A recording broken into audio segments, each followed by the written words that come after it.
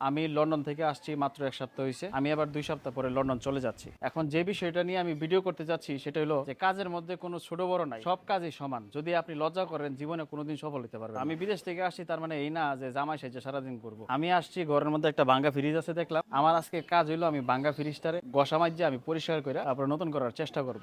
যে কোনো রঙের দোকানে যাওয়ার পরে আপনারা এই রঙগুলা আপনি কিনতে পারবেন খুবই অল্প দাম। ঘরের যত পুরনো জিনিস আছে আমার মতো রং কইরা চকচকা বানা লাইতে পারবেন।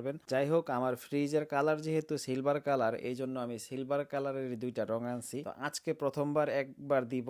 তো প্রথমবার দেওয়ার পরে জিনিসটার সৌন্দর্য আসলে বোঝা যায় না। প্রথমবার দেওয়ার পরে তারপরে এটা শুকাইতে হয়, তারপরে যখন দ্বিতীয়বার দিবেন তখন এটার সৌন্দর্যটা আরো ভালো করে ফুটে উঠবে। তো দেশে যাওয়ার পরে আমি বেশিরভাগ সময় অসুস্থ ছিলাম, দ্বিতীয়বার দেওয়ার আর আমার সুযোগ হয় নাই। আমি ম্যাক্সিমাম সময় হাসপাতালে ছিলাম। যাই হোক, আমার বাংলাদেশের জার্নির এই ছোট্ট একটা মেমোরি আমি আপনাদের সাথে শেয়ার করলাম। বিদেশ থেকে হঠাৎ করে বাংলাদেশে গেলে মানুষ তার ওয়েদারের সাথে অ্যাডজাস্ট করতে পারে না, আমারও সেম অবস্থা হয়েছিল। আর সবচেয়ে বড় কথা হইলো, দুনিয়ার মধ্যে যত নিয়ামত আছে সবচেয়ে বড় নিয়ামত হইলো সুস্থ থাকা। যদি সুস্থই না থাকেন তাহলে তো আপনার জীবনের যত আনন্দ মুহূর্ত আছে পুরা সব মুহূর্তটাই বৃথা। তো দেশে যাওয়ার পরে অনেক কিছু করার ইচ্ছা ছিল কিন্তু করতে পারি নাই শুধুমাত্র অসুস্থতা থাকার কারণে।